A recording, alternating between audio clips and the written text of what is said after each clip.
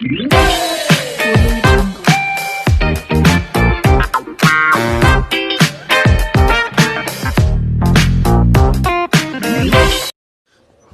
अध्ययन भाग 2 का पाठ पहला, इतिहास किसे कहते हैं। इसके स्वाध्याय का पहला देखिए, स्वाध्याय में क्या है। पहला है, प्रश्न पहला है, रिक्त स्थान में उचित शब्द लिखो। तो रिक्त स्थान में पहला शब्द देखिए क्या है, भूतकाल में घटित घटनाओं का जिस विज्ञान द्वारा हम बोध करते हैं उसे इतिहास कहते हैं। तो पहले खाली स्थान में इतिहास शब्द आएगा।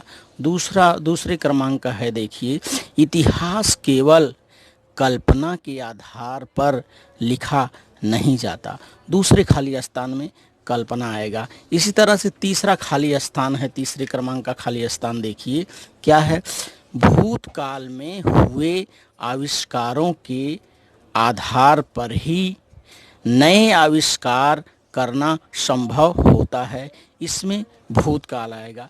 इसी तरह से देखिए चौथा खाली स्थान है, प्रत्येक विज्ञान शाखा का अपना इतिहास होता है। चौथे में प्रत्येक विज्ञान शाखा का अपना इतिहास होता है। इतिहास शब्द जो है ये रिक्त स्थान में भरा गया है। जिस जगह पर जिस शब्द के नीचे 2 लाइन खींची गई है समझिए वह रिक्त स्थान है। पांचवा शब्द देखिए इसमें क्या है, पांचवा वाक्य है, मनुष्य की शारीरिक और बौद्धिक उन्नति के साथ साथ तकनीकी विज्ञान का भी विकास होता है। इसमें तकनीकी शब्द जो है यह खाली स्थान की जगह पर भरा गया है। इसी तरह से छठवां खाली स्थान देखिए क्या है, पूर्व समय में की गई कृतियों पर भविष्यकाल निर्भर रहता है।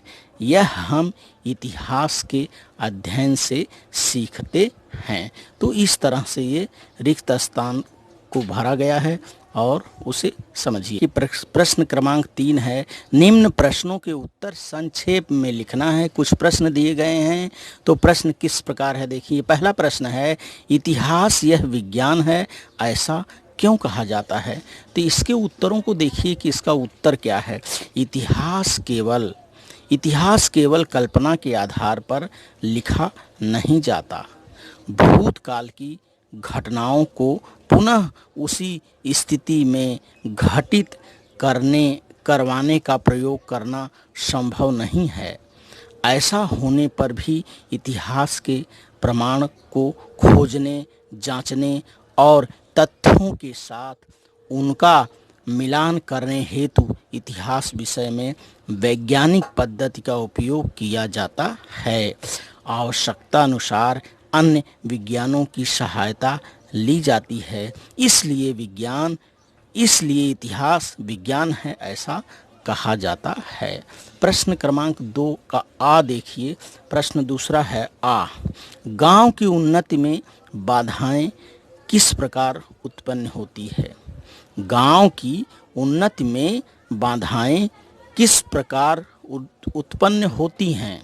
तो इसका उत्तर है देखिए, जब गांव के लोगों में किसी कारण से एकजुटता नहीं होती तब गांव की उन्नति में बाधाएं उत्पन्न होती हैं। अर्थात गांव की उन्नति के लिए गांव के लोगों को एकजुटता माने एकता में रहना चाहिए, एक बन करके रहना चाहिए। क्रमांक 4 को देखिए, प्रश्न क्रमांक 4 जो है इसमें है संकल्पना चित्र बनाओ। और इसका उत्तर देखिए इस तरह से दिया गया है। इसमें चार्ट है, ये इसका चार्ट है, ऐसे दिया गया है। इसमें देखिए बीच में यहाँ लिखा गया है इतिहास किसका। तो इसके अगल बगल ये हमें खाली स्थान जो लिखना है या भरना है। तो देखिए इसको मैं इसका वाचन करके आपको दिखा रहा हूँ। संकल्पना चित्र में इतिहास किसका, देश का इतिहास, इतिहास किसका, विश्व का इतिहास, मानवीय संस्कृतियों का इतिहास, मेरा इतिहास, विद्यालय का इतिहास, गांव का इतिहास, जिले का इतिहास, राज्य का इतिहास।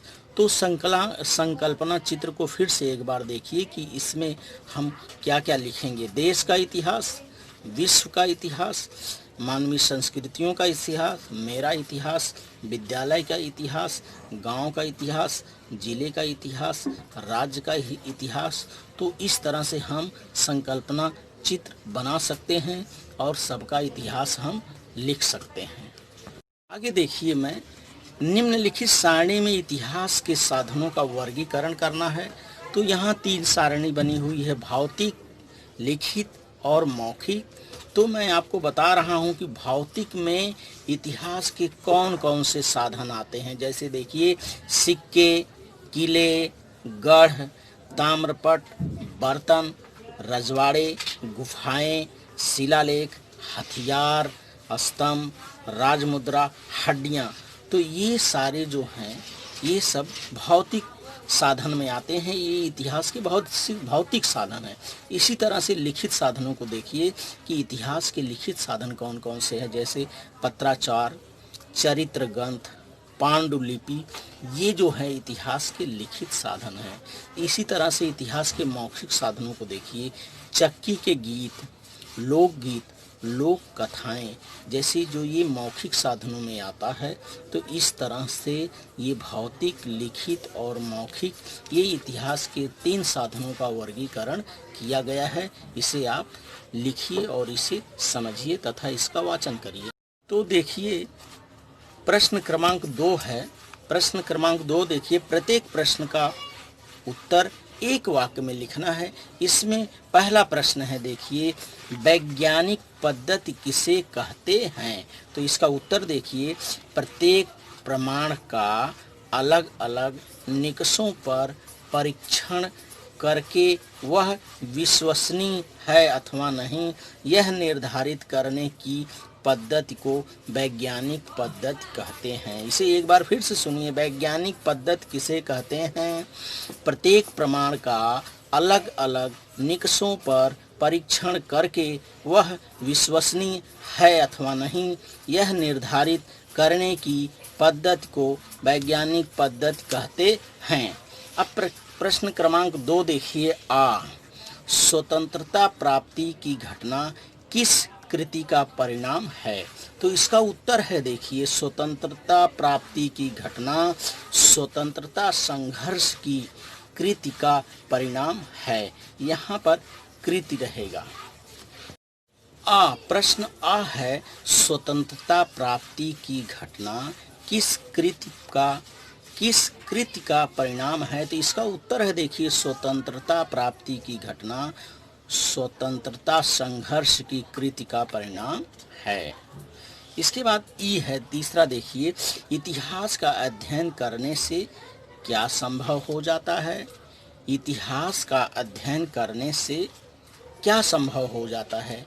तो इस प्रश्न का उत्तर है, देखिए, उत्तर, इतिहास का अध्ययन करने से मानव समाज की उन्नति के लिए क्या अच्छा है, क्या बुरा है, इसका अध्ययन करना संभव हो जाता है।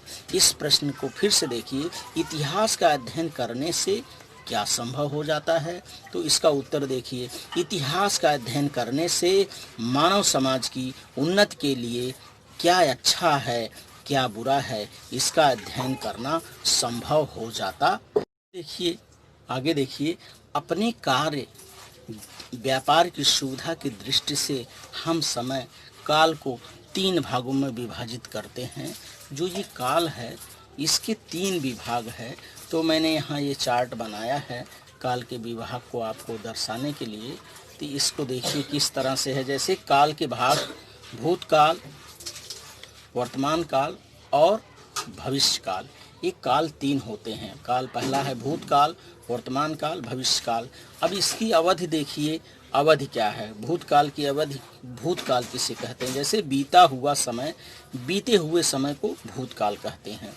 और ये काल भेद सूचक शब्द क्या है, देखिए इसके भूतकाल के क्या है, कुछ समय पूर्व, कल, पिछले वर्ष, इस प्रकार के काल भेदक या ये शब्द जो हैं ये काल सूचक हैं जो भूतकाल का हमें ज्ञान कराते हैं। इसी तरह से देखिए वर्तमान काल, इतिहास में वर्तमान काल को देखिए कि अभी जो समय चल रहा है उसे वर्तमान काल कहते हैं। और इसकी काल भेद या सूचक शब्द कौन कौन से देखिए, जैसे आज, इस वर्ष, अब, यानी जो अभी जो समय चल रहा है उसे वर्तमान काल कहते हैं और इसके सूचक शब्द ये हैं, आज है, इस वर्ष है, अब है। इसी तरह से भविष्य काल देखिए, काल का तीसरा भाग है ये भविष्य काल। आने वाला समय, जो आने वाला समय है उसे भविष्य काल कहते हैं, इसकी अवधि है ये। और इसके सूचक शब्द हैं, जैसे देखिए कल, थोड़े समय के बाद, अगले वर्ष। तो इस तरह से इतिहास में काल के विभाग किए गए हैं। इतिहास को समझाने के लिए भूतकाल, वर्तमान काल, भविष्य काल, इन घटनाओं को देख करके ही इतिहास को लिखा गया है। तो पहले अध्याय में हमें इस काल के भाग को भी समझना है और उसे पढ़ना है।